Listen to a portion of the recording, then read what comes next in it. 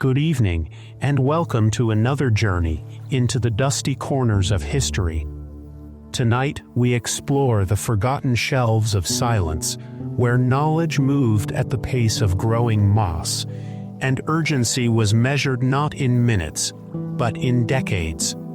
Picture, if you will, the stone corridors of a medieval monastery in the year 1387.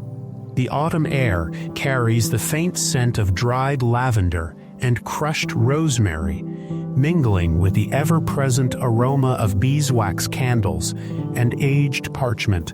Somewhere in the depths of these sacred halls, behind heavy oak doors, reinforced with iron hinges that creak like old bones, lies a room that would make modern librarians weep with either joy or despair. This is the Herbal scriptorium, where Brother Matthias has spent the last 43 years of his life doing something so methodical, so painstakingly detailed, that it defies all modern understanding of productivity. He files herbs.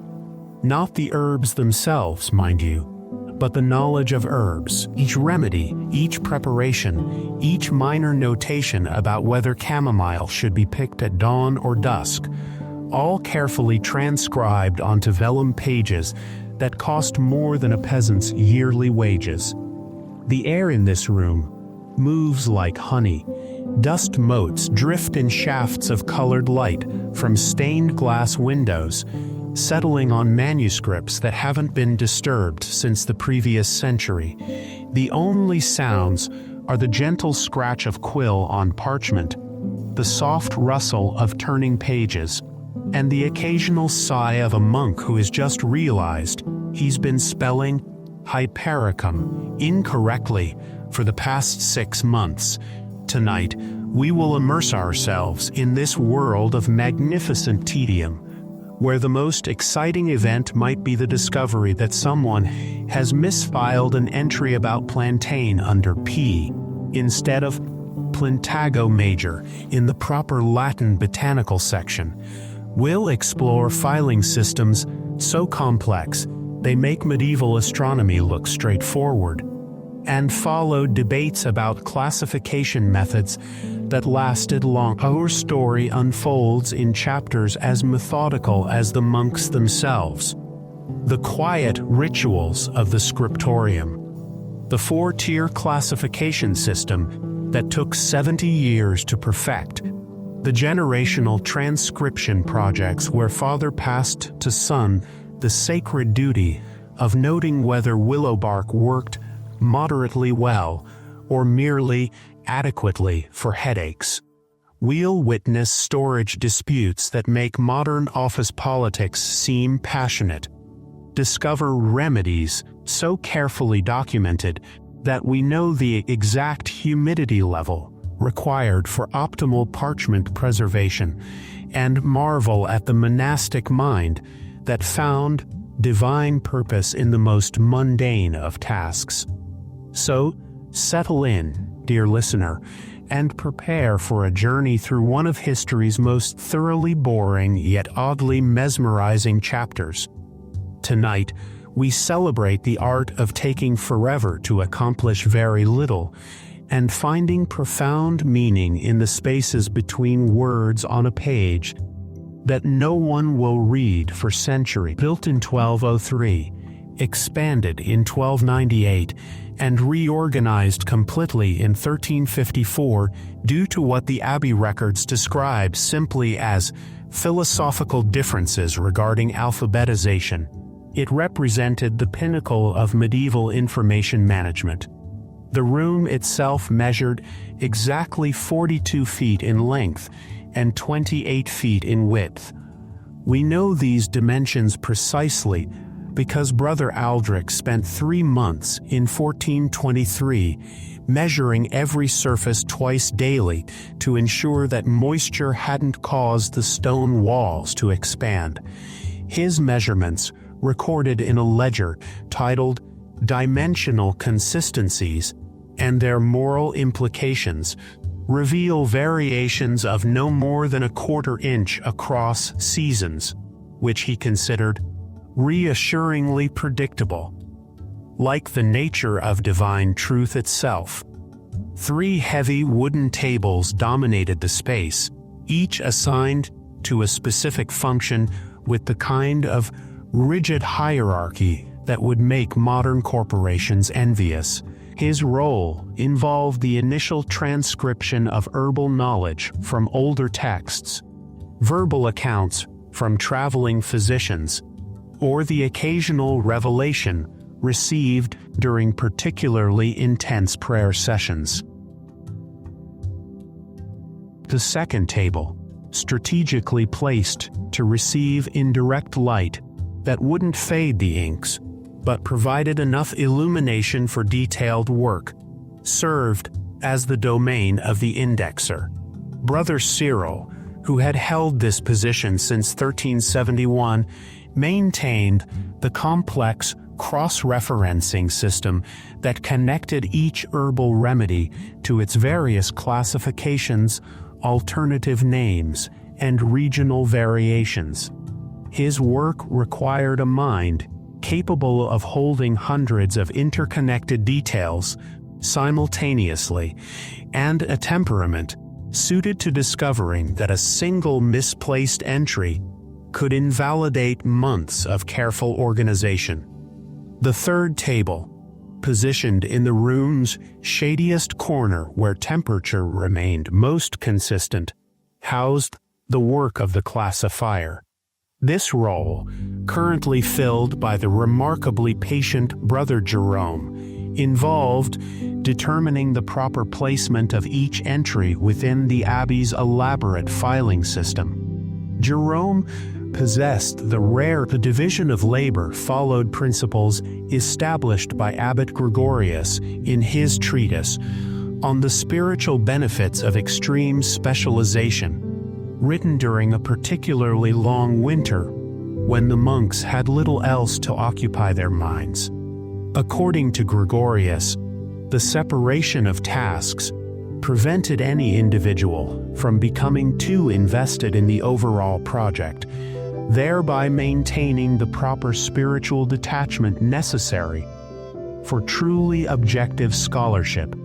The monks developed an elaborate system of inks, each color corresponding to specific categories of information. Red ink, made from crushed beetles, and iron gall marked entries dealing with potentially toxic plants. The process of creating this ink took 6 days, involving prayers at each stage to ensure the spiritual purity of warnings about danger. Brown ink, derived from oak galls and used for bark-related remedies, required a different set of prayers and a slightly different preparation ritual. Its creation followed a recipe handed down through 7 generations of abbey scribes, involving specific types of soot collected only from candles burned during Vespers services. The monks maintained detailed logs of which candles produced the best soot, noting factors such as the saint's day on which the candle was lit, the humidity level in the chapel, and the emotional state of the brother who lit it. Green ink, perhaps the most complex to create, marked entries related to fresh herbs and growing instructions. The recipe called for verdigris scraped from copper vessels that had been exposed to grape vinegar for exactly 40 days, combined with ground leaves of the very plants being documented. This created a poetic circularity that the monks found spiritually satisfying, even if it meant that entries about rare herbs often waited months or years for the proper ink to become available. The candle usage logs represent perhaps the most thoroughly documented aspect. Brother Ambrose, appointed keeper of illumination in 1389, recorded not just how many candles were burned each night, but their length, circumference, burn rate, the quality of light produced, and the effect of that light on the legibility of different ink colors. His logs reveal that the optimal candle for herbal transcription work measured 3 inches in circumference, burned for exactly 4 hours and 17 minutes, and produced what he termed a warm yellow radiance conducive to contemplation of botanical truths. Night work in the scriptorium followed a carefully regulated schedule. Brothers took shifts from Compline until Lauds, working by candlelight that cast dancing shadows across pages of vellum. The midnight shift, considered the most spiritually pure time for transcription, was reserved for copying the most important remedies. Records show that Brother Matthias spent over 2,000 midnight hours transcribing a single comprehensive entry about the preparation of. The scriptorium maintained absolute silence except for the scratching of quills, the soft whisper of turning pages, and the occasional intake of breath that marked a moment of particular concentration. This silence wasn't merely practical, but spiritually significant, representing the monks' belief that truth emerged most clearly in the absence of unnecessary sound. Even their footsteps were muffled by felt slippers specifically designed for scriptorium use, sewn by the abbey's tailor using thread blessed during special ceremonies conducted monthly during the dark of the moon. The classification system, developed at the Abbey of St. Methodius, stood as perhaps the most meticulously overthought organizational scheme in medieval Europe. What began in 1287 as a simple alphabetical arrangement had evolved by 1445 into a 4-tier hierarchical system that required 3 years of training to understand and 7 years to master. Brother Cyril, the current indexer, inherited this system from his predecessor, Brother Anselm, who had spent his final 20 years refining it to what he called a state of divine complexity worthy of the infinite variety of God's botanical creations. Anselm's farewell note, discovered pinned to his desk after his peaceful death during the copying of an entry about feverfew, read simply, "The system is complete. May the next brother find joy in its terrible perfection." The first tier of classification organized herbs by plant part: root, leaf, stem, flower, seed, bark, and the controversial 7th category of whole plant preparations that had sparked the great classification debate of 1398. This debate, documented in 17 volumes of meeting minutes, centered on whether remedies using the entire plant deserved their own category or should be cross-referenced under each constituent part. Brother Anselm argued passionately, for the debate concluded only when both monks died of old age, leaving the question to be resolved by their successors, who promptly established a committee to study the matter further. The second tier classified herbs by their medicinal effect, using the classical system of 4 humors, but expanded to include 17 subcategories. Beyond the traditional cooling, warming, drying, and moistening effects, the monks added classifications such as gently warming, profoundly cooling, marginally drying, and the extremely precise warming to the 2nd degree with slight moisture retention in humid conditions. Each classification required careful consideration and often involved testing on volunteer brothers who documented their experiences in separate journals dedicated to personal herbal reactions.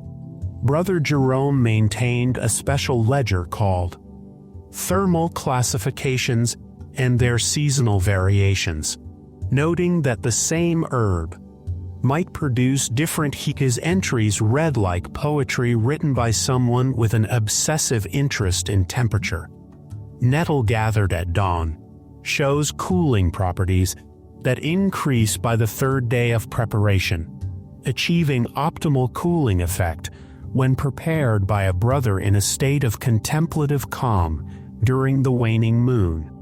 The third tier organized remedies by region of growth, creating a geographic map of medicinal plants that spanned from the abbey's own gardens to exotic locations described in texts copied from Byzantine sources. The monks developed an intricate system of symbols to represent different regions: a simple tree for local forests, a mountain peak for alpine meadows, a wave pattern for seaside plants, and increasingly complex combinations for more specific locations.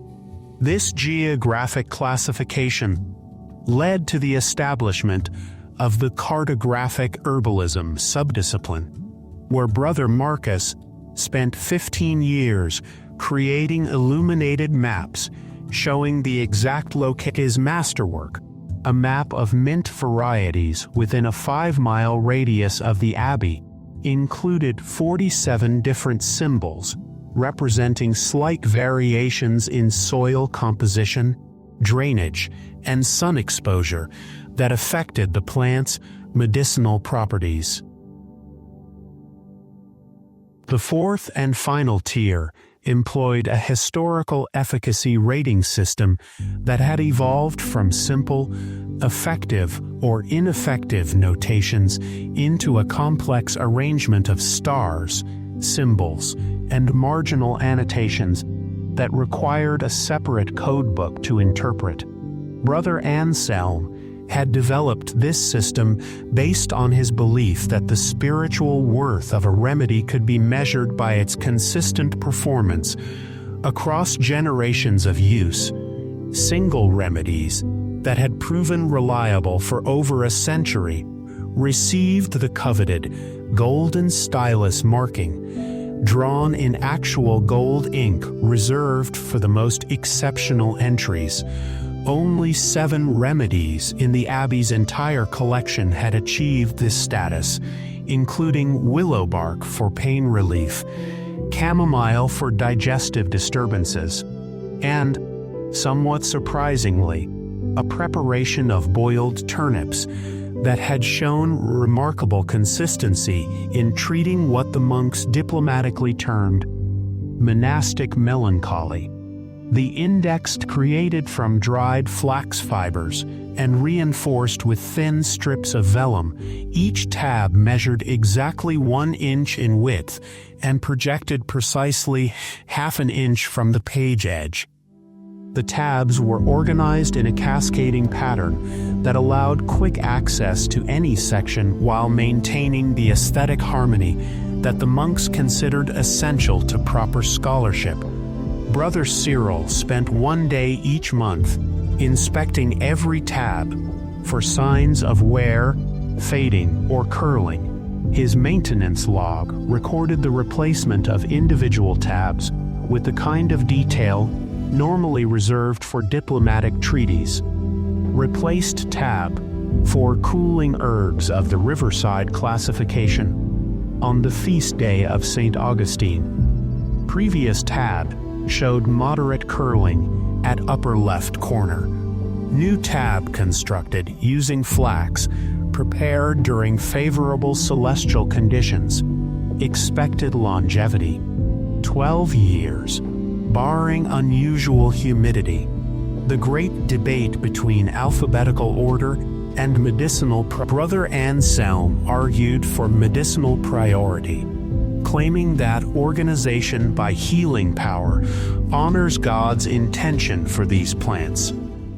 Brother Cyril, newly appointed as indexer, proposed a compromise system that incorporated both approaches through a complex cross-referencing method that required each entry to appear in multiple locations throughout the collection, This compromise led to the creation of what became known as the Master Concordance, a separate manuscript that tracked the location of every entry in the collection.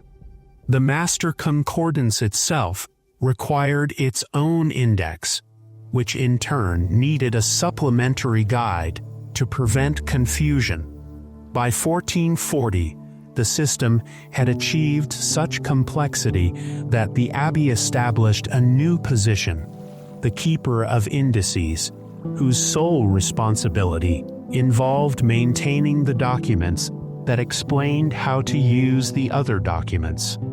The single most famous filing dispute in the abbey's history, the problem arose when Brother Marcus discovered that the plant had been filed under 3 different systems simultaneously, alphabetically, under P for pulmonaria, medicinally, under respiratory remedies, and geographically, under woodland plants of the northern exposure.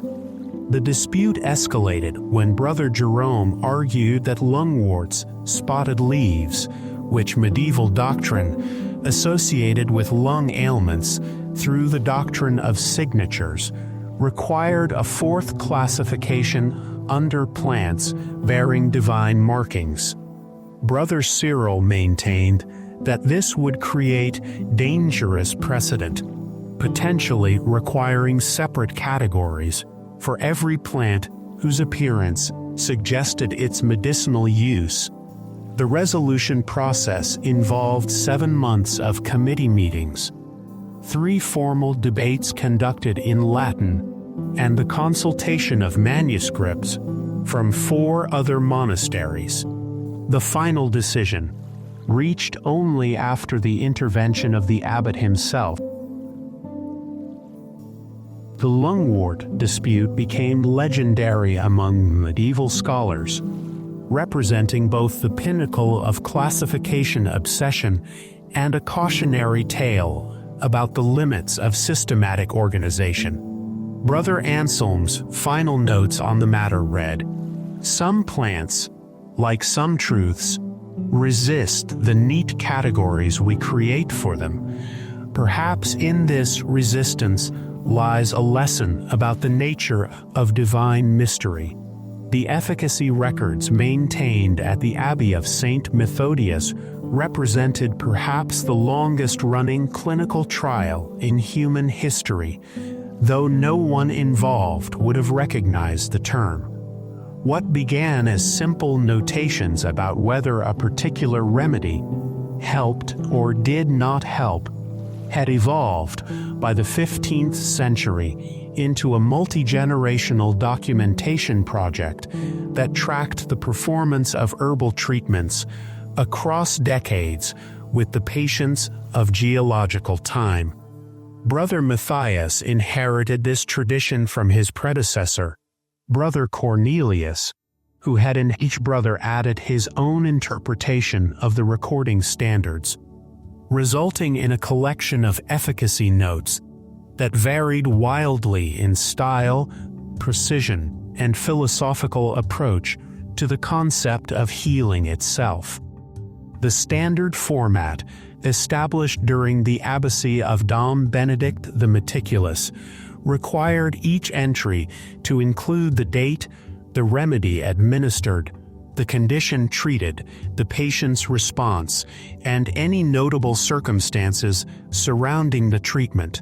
However, what constituted notable circumstances had expanded over the decades to include everything, from the phase of the moon to the emotional state of the brother preparing the remedy. A typical entry from 1346 read, "Celandine tincture, administered to Brother Augustine for inflammation of the eyes. Prepared during morning prayers on the feast of St. Martin. Weather, overcast with light drizzle. Brother Augustine reported mild improvement after 3 days. Complete celandine effectiveness rated as mildly beneficial under current circumstances. The same remedy, recorded 56 years later by a different scribe, showed the evolution of the documentation style. Anno Domini 1402, third Sunday of Advent. Celandine, Chelidonium Magis. Prepared according to the method prescribed by Brother Cornelius, using specimens gathered from the northeast corner of the herb garden during the ascending moon. Administered to Brother Thomas for ocular flux. Patient demographics. Age approximately 40 years. Temperament sanguine with melancholic tendencies. Dietary habits regular but with noted preference for root vegetables. The 1402 entry continued for another 8 lines, documenting factors that earlier scribes would have considered irrelevant. Treatment commenced at Tours, with prayers to Saint Lucy, patron of eye ailments. Patient instructed to avoid reading during treatment period. Initial response noted after final assessment, after 10 days. Healed completely, though patient attributes recovery to increased prayers rather than remedy. Frater Angelo, serving as witness, confirmed complete resolution of symptoms. Celandine effectiveness confirmed as previously documented. This evolution toward extreme detail reflected the monastery's growing belief that healing represented a complex interaction between spiritual, physical, and environmental factors that could only be understood through comprehensive documentation. Brother Matthias had taken this philosophy to its logical extreme, creating entries that read more like philosophical treatises than medical records. His documentation of a simple chamomile treatment for digestive distress filled 3 pages of vellum and included sections on the spiritual implications of stomach disorders, chamomile as metaphor for divine comfort, and observations on the relationship between inner peace and digestive harmony.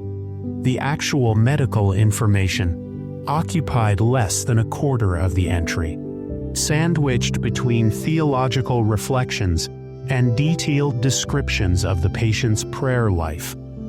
The monastery's approach to patient reactions deserves particular attention for its masterful ambiguity.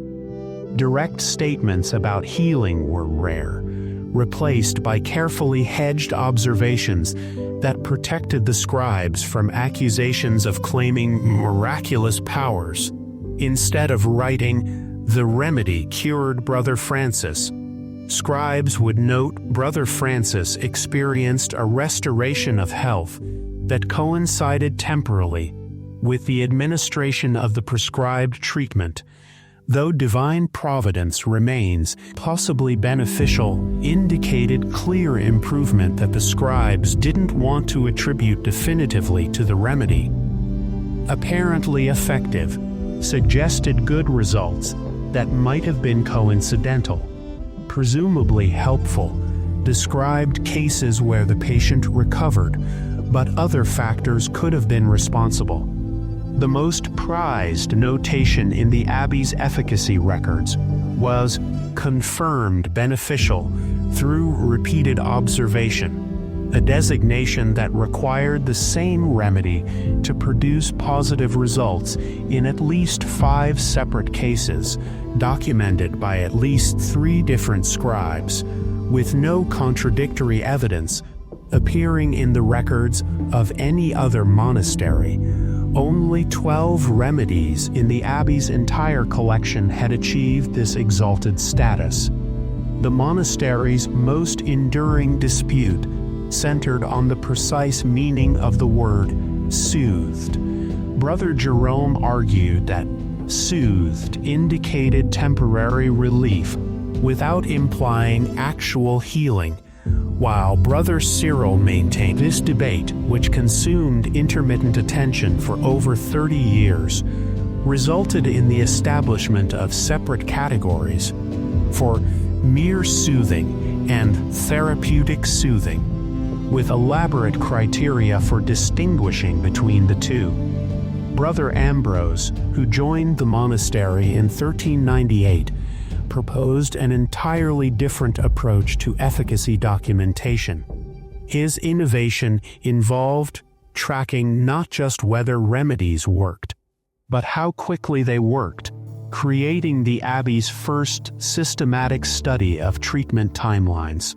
His records included precise measurements, willow bark decoction, pain relief noted after 2 hours and 15 minutes, complete resolution after 18 hours.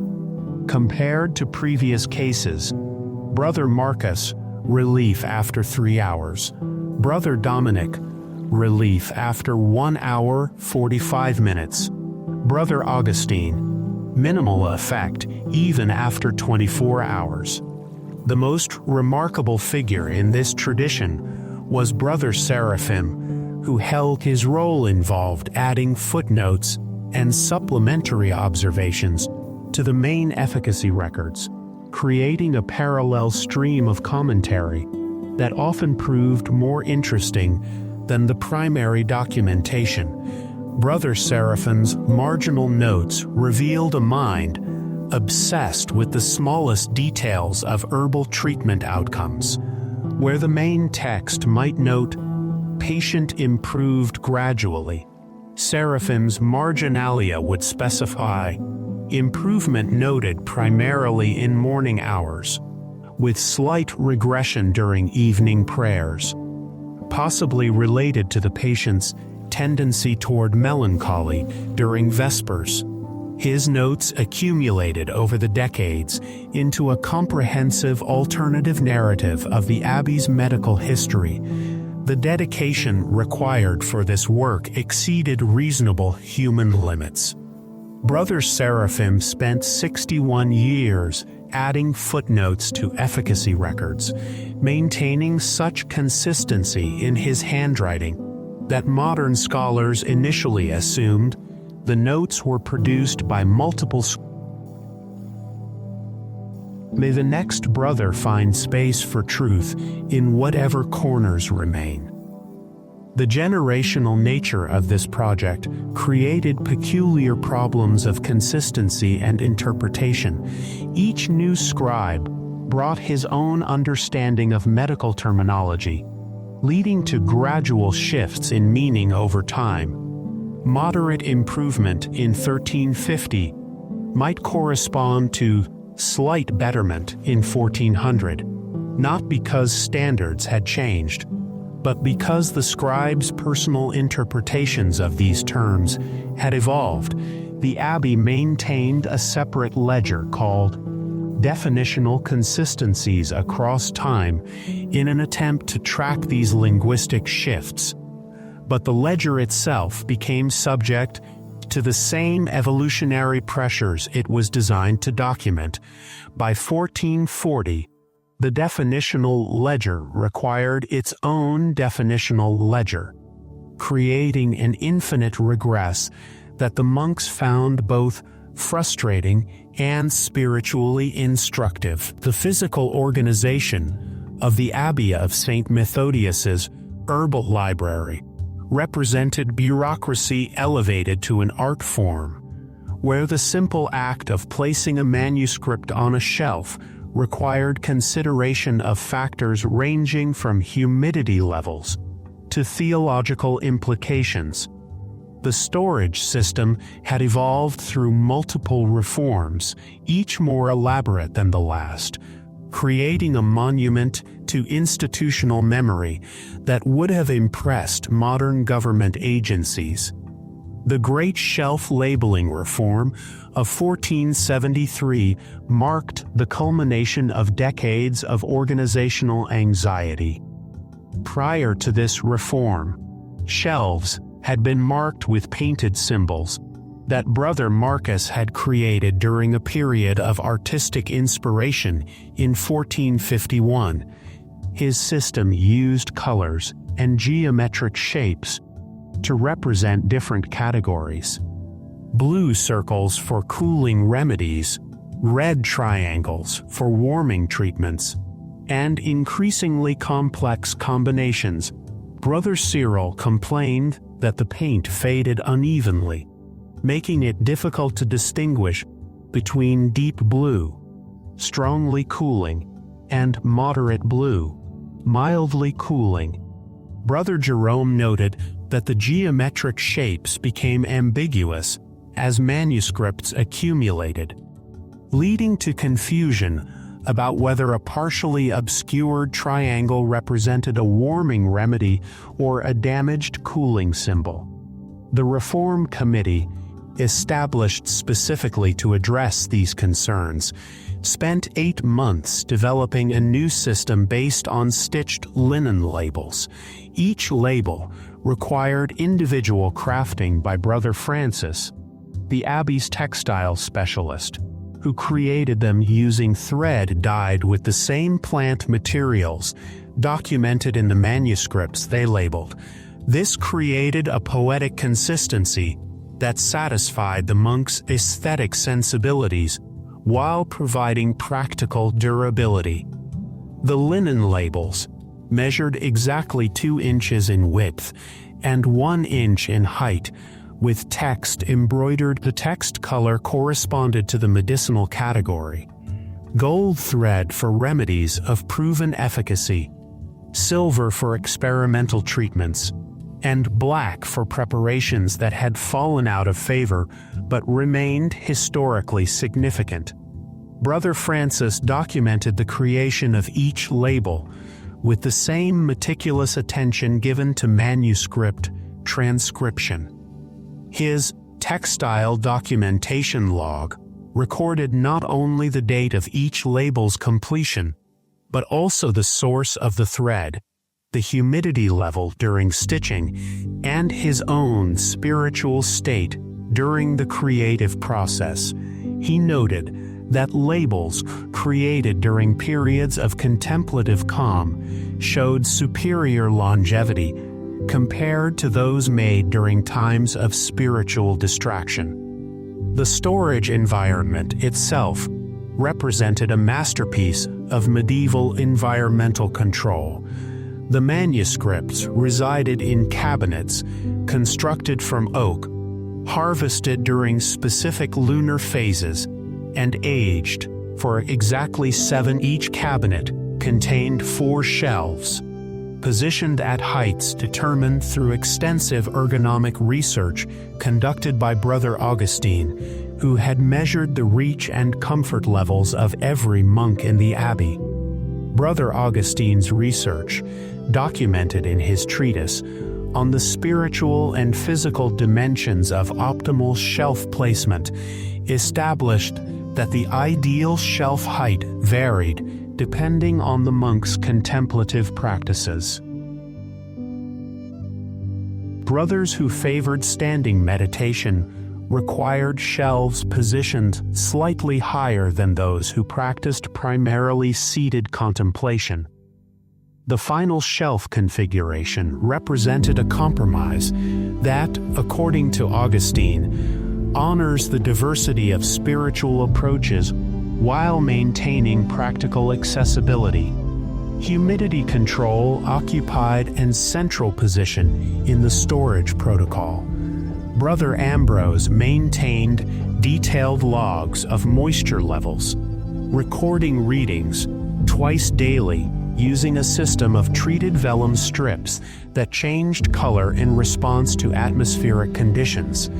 His humidity logs revealed seasonal patterns that he correlated with manuscript preservation, leading to the establishment of different storage protocols for different times of year. During the wettest months, manuscripts were wrapped in specially prepared linen blessed during dry weather services and infused with dried lavender and rosemary to prevent moisture damage and insect infestation. The preparation of these protective cloths required a full month of careful ritual, including prayers specific to each stage of the process and the burning of incense made from the same herbs being preserved. The most persistent source of conflict in the storage system involved the seemingly simple question of manuscript placement. Brother Cyril maintained that frequently consulted texts should occupy the most accessible shelf positions, arguing for practical efficiency in daily operations. Brother Jerome countered that the most spiritually significant manuscripts deserve the places of honor, regardless of consultation frequency. This dispute escalated into what Abbey records refer to as the hierarchy of access controversy, a bureaucratic battle that consumed 3 years of committee meetings and generated over 200 pages of written arguments. The controversy ended only when Brother Matthias proposed a rotating system where the implementation of this rotating system required the creation of detailed schedules that specified exactly which manuscripts should occupy which positions during each week of the year. Brother Marcus, appointed as keeper of rotational sequences, maintained charts that mapped manuscript movements across the entire annual cycle. His work created what he termed liturgical choreography, where the physical library reflected the spiritual rhythms of the church year. Marginal notes discovered throughout the collection reveal the petty frustrations that accumulated around these bureaucratic procedures. Anonymous comments, written in faded brown ink, complained about colleagues' filing habits. Frater Lucius moved the Artemisia manuscript again without notification to the proper authorities. Another note, in different handwriting, responded, "Perhaps, if the proper authorities maintained more reasonable notification procedures, informal adjustments would prove." One particularly frustrated scribe wrote, "The search for Brother Cornelius's misplaced entry on feverfew has now consumed 3 days. His filing logic remains comprehensible only to divine providence." A different hand added below, "Brother Cornelius's filing logic surpasses human understanding, much like divine providence itself. The monthly filing committee meetings generated minutes that read like diplomatic negotiations between warring nations. The surviving records document debates over issues such as the proper orientation of manuscripts on shelves, spines facing out versus lying flat, the acceptable degree of variation in manuscript positioning, and the theological implications of allowing newer texts to occupy positions traditionally held by older manuscripts. One particularly detailed set of minutes from 1467 records a 4-hour debate over whether a manuscript about mint preparation. The discussion involved references to classical authorities, quotations from scripture, and detailed theological arguments about the nature of categorical boundaries. The final resolution required the creation of a new subcategory called aromatic digestives that satisfied neither faction but provided an acceptable compromise. The filing committee eventually established detailed protocols for manuscript placement that required approval from multiple authorities for any change in storage location. These protocols, documented in a separate manual titled Procedures for Maintaining Divine Order in Physical Collections, filled 47 pages and included flowcharts showing the decision-making process for routine storage adjustments. Hidden behind a door, marked only with a small wooden cross and the Latin inscription, Res Dubi, Doubtful Things, lay the Abbey of St. Methodius's most intriguing collection, the repository of uncertain remedies. This sealed cupboard, measuring 8 feet in height and 4 feet in width, contained the Abbey's accumulation of herbal knowledge. The repository's origins traced back to 1341, when Brother Anselm faced a crisis of categorization that threatened the philosophical foundations of the entire filing system. A traveling physician had donated a manuscript describing the medicinal uses of mandrake root, complete with detailed illustrations and preparation instructions. The problem arose not from the remedy's effectiveness, which seemed well documented, but from its association with what the Abbey considered irregular spiritual phenomena. According to the manuscript, patients treated with mandrake preparations reported unusually vivid dreams, sometimes featuring prophetic elements that proved accurate in subsequent events. Brother Anselm found himself caught between the empirical evidence of the remedy's medical benefits and the theological concerns raised by its apparently supernatural side effects.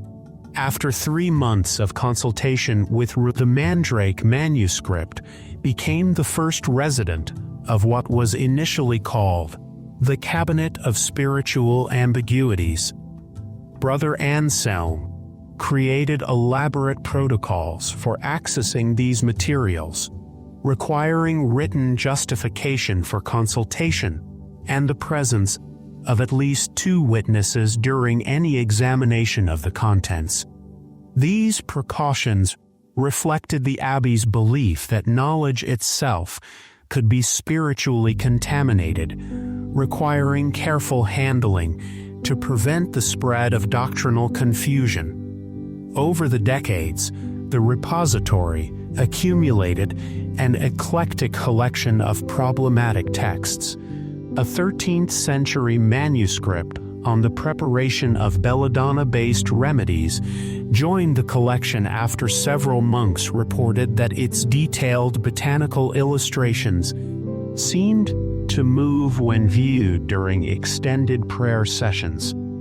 Brother Cyril argued that the apparent movement resulted from eye strain caused by poor illumination.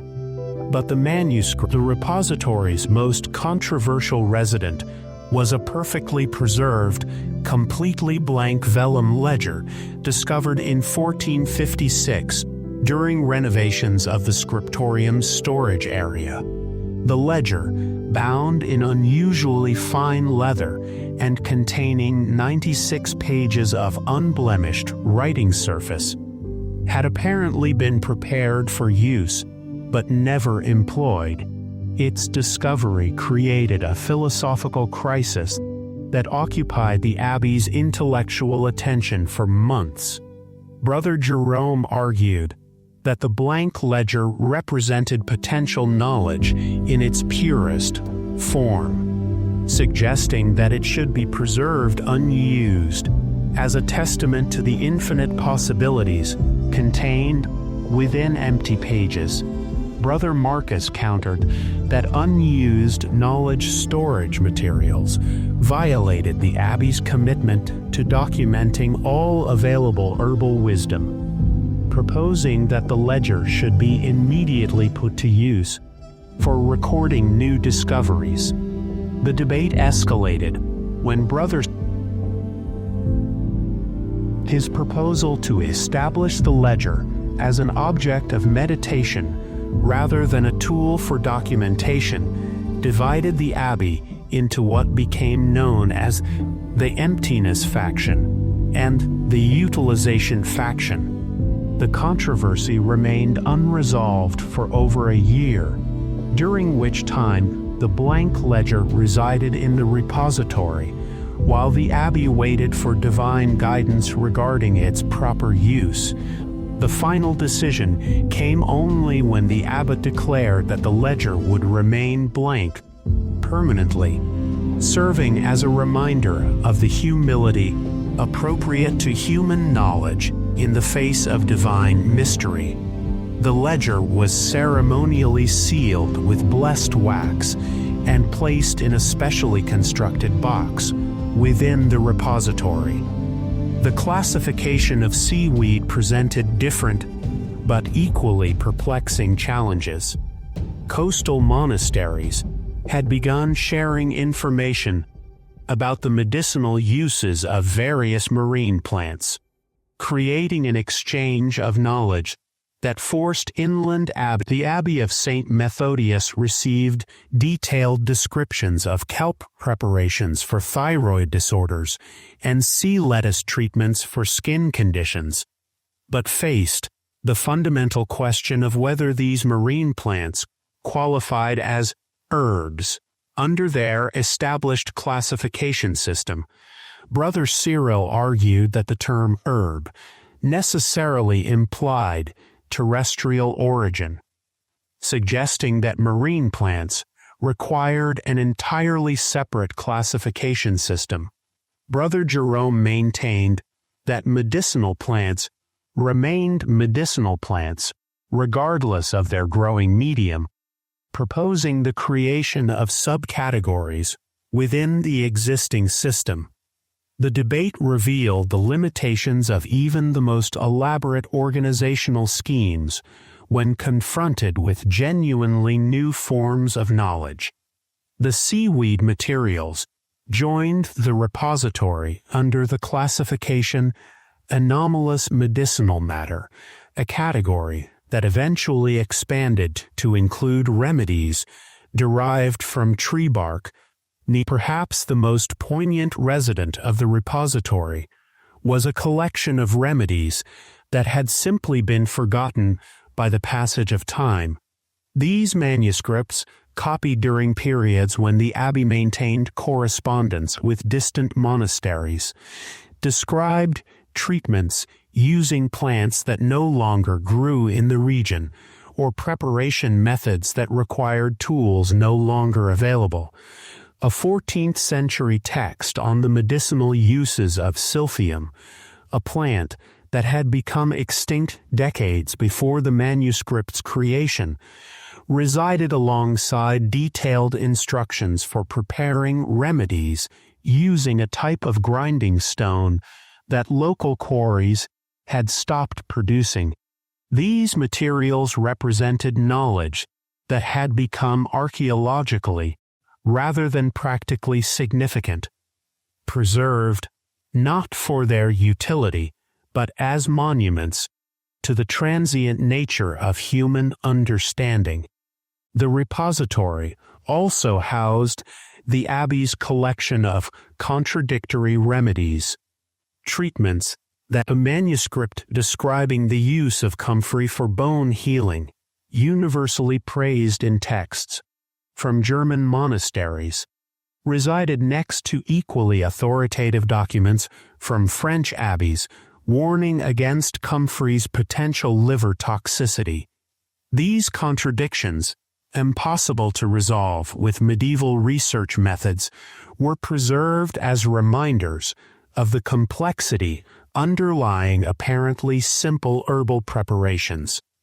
Brother Matthias, in his role as guardian of institutional memory, maintained a separate index for the repository's contents.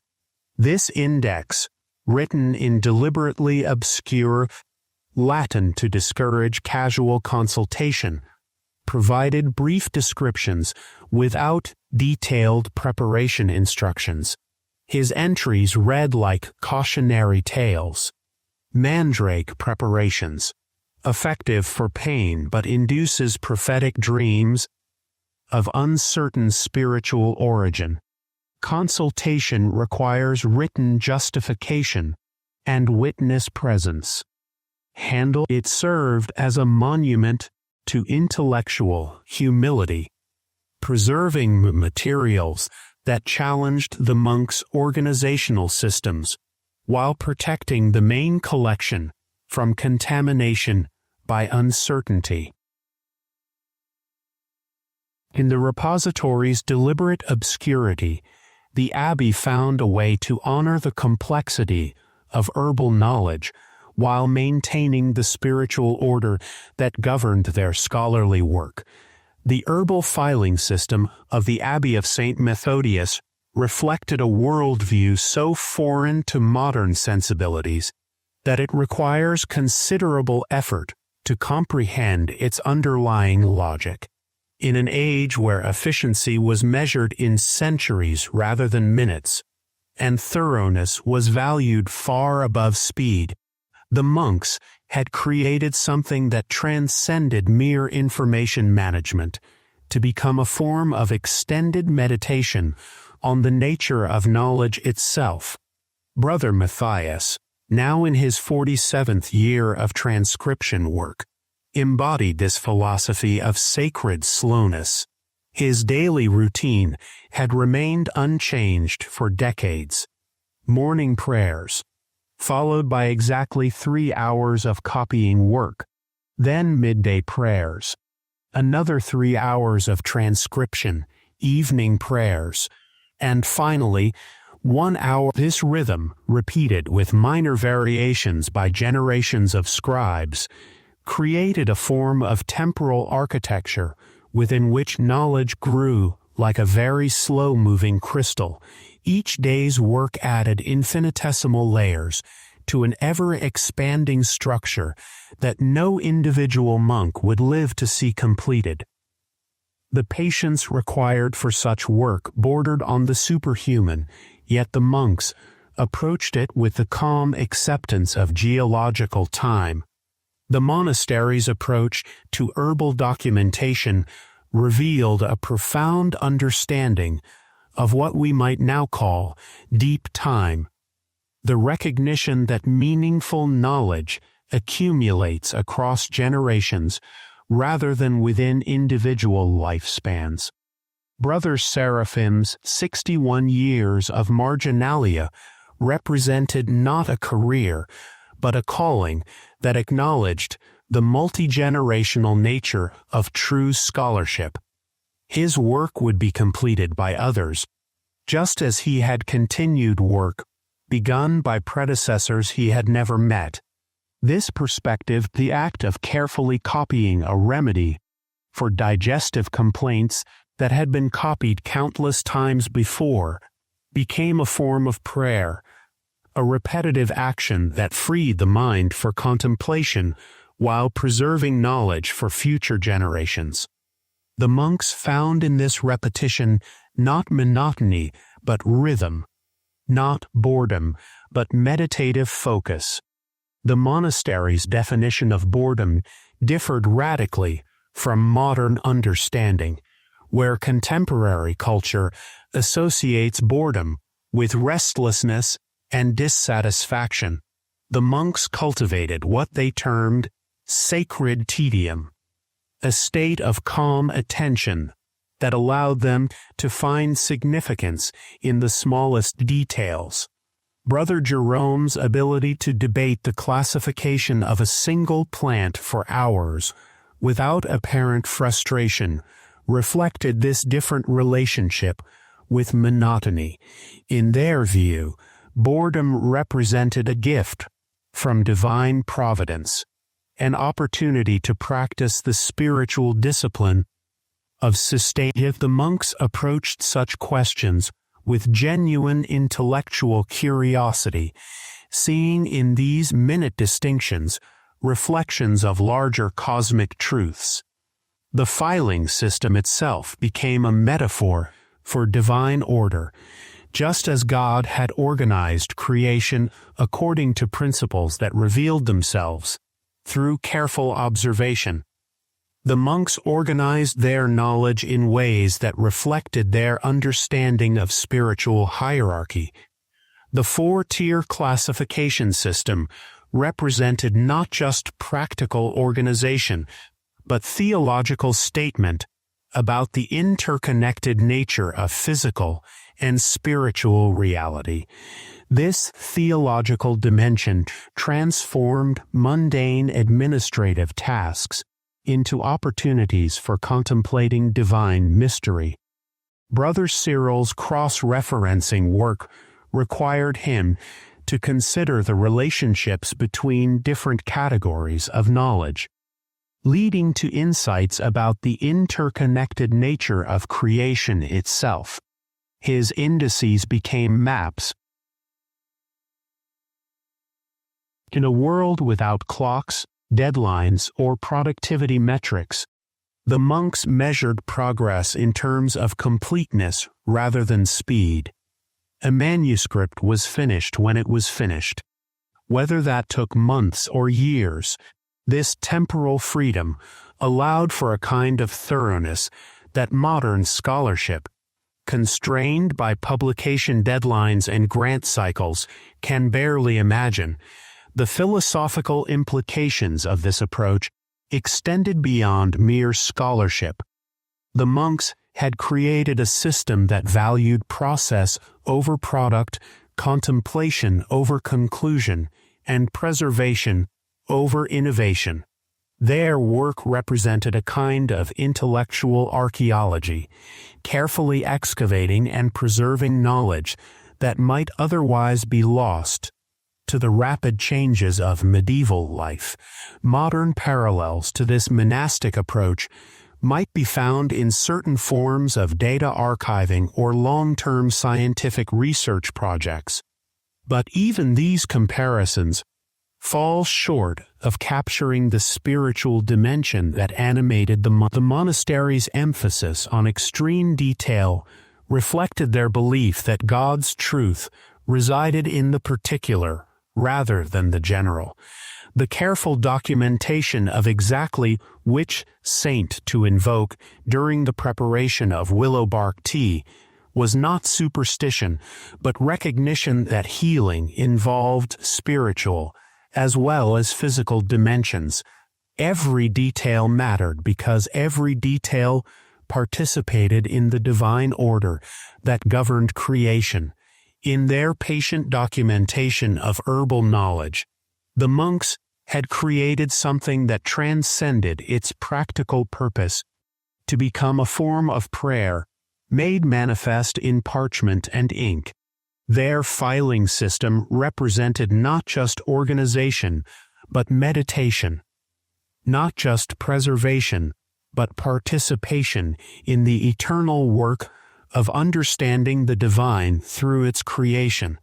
The slowness that characterized their work was not inefficiency, but wisdom, a recognition that some forms of knowledge require time to mature, and that in their willingness to spend decades perfecting a single aspect of their classification system, the monks demonstrated a form of intellectual courage that modern scholarship, pressured by immediate utility and rapid publication, has largely abandoned.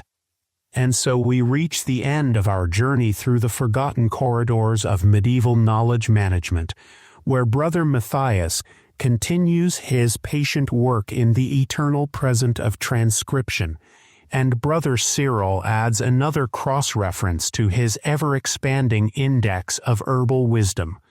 We have witnessed a world where the act of filing became a form of prayer, where the patient accumulation of knowledge across generations represented not just scholarship, but devotion to divine truth.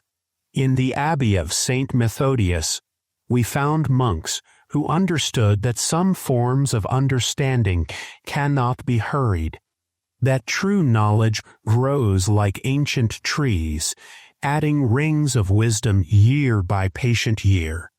Their four-tier classification system, with its debates spanning, they built a monument to the power of sustained attention, a testament to the possibility of finding profound meaning in apparently mundane tasks. in their willingness to spend lifetimes perfecting systems that would outlive them. They demonstrated a form of temporal courage that our hurried age has largely forgotten.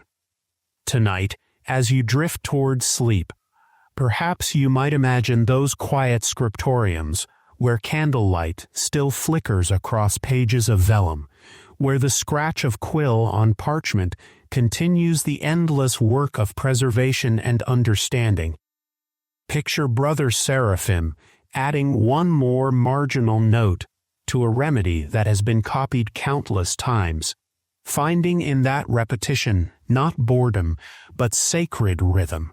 In those forgotten shelves of silence, time moves like honey, and knowledge accumulates grain by grain, building toward completeness that no individual will witness, but all participate in creating. Good night, and may